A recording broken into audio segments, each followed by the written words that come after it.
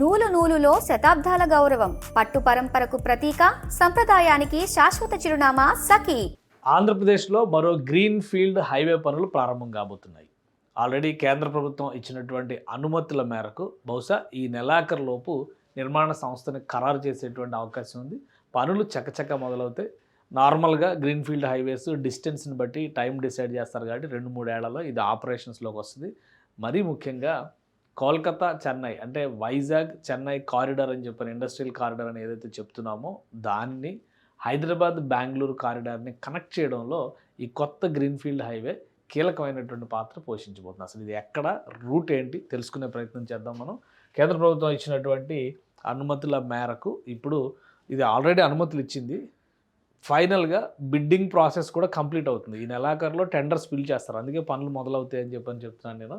ఇది కడప నెల్లూరు అంటే కృష్ణపట్నం ఓడరేవు నుంచి కడప జిల్లాలో బద్వేలు వరకు ఇది ఒక కీలకమైన 4 లేన్ కనెక్టివిటీ గ్రీన్ఫీల్డ్ హైవే కాబోతుంది అనమాట.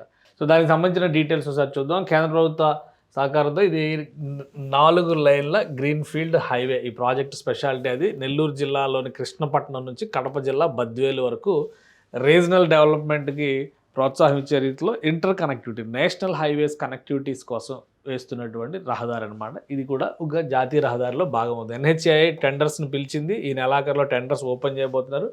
కాంట్రాక్ట్ సంస్థ కంప్లీట్ ఫైనల్ అయిన తర్వాత build, finance, operate and transfer మెథడ్లో దీన్ని నిర్మిస్తారు. అంటే టోల్ గేట్ పెట్టేటువంటి అవకాశం కూడా ఉంటుంది. కానీ 108 కిలోమీటర్ల పొడవైనటువంటి 4 లేన్ హైవే అవుతుందన్నమాట. అంటే రాయలసీమ ఇటు నెల్లూరు జిల్లా మధ్య కనెక్టివిటీలో కూడా చాలా ముఖ్యమైనది. వేగవంతమైన రవాణా, అభివృద్ధి, పంటల రవాణా సులభం అవుతుందని చెప్పని కేంద్ర ప్రభుత్వ సహకారంతో చేయబోతున్నటువంటి రూట్ ఇది. మొత్తం 108 కిలోమీటర్ల డిస్టెన్స్ వస్తుంది. వాస్తవానికి కృష్ణపట్నం బద్వేలు మధ్య సుమారు 140 కిలోమీటర్ల వరకు ఉంటుందని చెప్పాను. ఒకసారి మనం మ్యాప్ చూస్తే అర్థమవుతుంది. ఇది కృష్ణపట్నం దీని మధ్య ఉన్నటువంటి డిస్టెన్స్ అనమాట.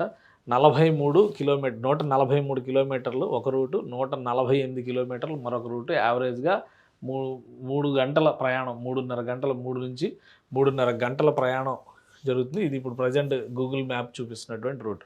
కొత్తగా సర్వే చేసి ఫైనల్ చేసినటువంటి రూట్ వస్తే కనుక ఈ డిస్టెన్స్ 108 కిలోమీటర్లుగా తగ్గిపోతుంది. అంటే 108 కిలోమీటర్లు అంటే దాదాపు అరగంట నుంచి ఒక 40 నిమిషాలు 50 నిమిషాలు టైం కలిసి వచ్చే అవకాశం, ప్రయాణ సమయం కలిసి వచ్చేటువంటి అవకాశం ఉంది. సో దీన్ని చేపట్టాల్సిందిగా కేంద్ర ప్రభుత్వం గ్రీన్ సిగ్నల్ ఇచ్చింది. జాతీయ రహదారి 16వ నెంబర్ జాతీయ రహదారి అంటే కోల్కతా చెన్నై హైవే ఏదైతే ఉందో అది కనెక్ట్ అయ్యేటువంటి ఇంటర్ కనెక్టివిటీ అవుతుంది అనమాట. ఇక్కడ మనం ఒకసారి ఇది చూస్తే ఈ సముద్ర తీరం నుంచి కృష్ణపట్నం ఓడరేవు ఇది ఇక్కడ ఉంటుంది కాబట్టి సముద్ర తీరం నుంచి ఇది నేషనల్ హైవే 16 లైన్. ఇది నేషనల్ హైవే 16 లైన్. దీనికి కనెక్ట్ అయ్యి 67వ నెంబర్ రహదారి కింద ప్రస్తుతం వెళ్తున్నటువంటి రూట్ ఇది. ఇదే రూట్ని కొంచెం మార్పులు చేర్పులు చేయబోతున్నారు. స్ట్రైట్ రూట్ అయ్యేటువంటి అవకాశం ఉండొచ్చు. మధ్యలో అటవీ భూములు కూడా ఉన్నాయి. అటవీ భూములకి సంబంధించినటువంటి క్లియరెన్స్ రావాలి. అయితే మిగతా చోటంతా ల్యాండ్ ఎక్విజిషన్ అయింది. ఆల్రెడీ 250 కోట్ల పైన ల్యాండ్ ఎక్విజిషన్కి సంబంధించి కేంద్ర ప్రభుత్వం ఇచ్చినటువంటి నిధులు రిలీజ్ అయినాయి. వాటన్నిటిని ఎక్స్పెండ్ చేయడం ద్వారా ఖర్చు కూడా పెట్టేశారు. కాబట్టి పనులు మొదలు పెట్టడం ఒక్కటి మాత్రమే పెండింగ్ ఉంది. సుమారుగా 3,397 కోట్ల రూపాయలు అంచనా వ్యయం ఉంది దీనికి, ఈ ప్రాజెక్టుకి సంబంధించి. అంటే 3,400 కోట్లు సుమారుగా ఖర్చు అవుతుంది.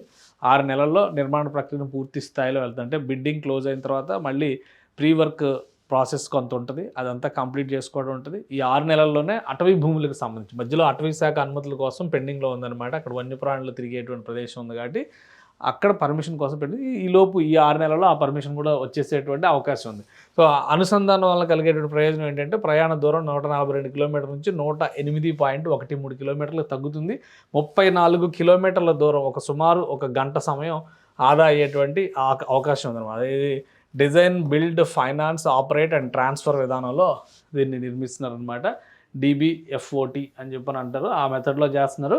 255 కోట్ల రూపాయలు భూసేకరణ కోసం ఆల్రెడీ క్లియర్ చేశారు. గోపవరం దగ్గర NH97 నుంచి కృష్ణపట్నం దగ్గర NH16 దగ్గర ఇది అనుసంధానం జరుగుతుందన్నమాట. సో ఇది NH67 కింద వస్తుంది ఈ నంబర్ అని చెప్పని చెప్తున్నారు. మధ్యలో ఇంటర్ కనెక్టివిటీ అవుతుంది కాబట్టి.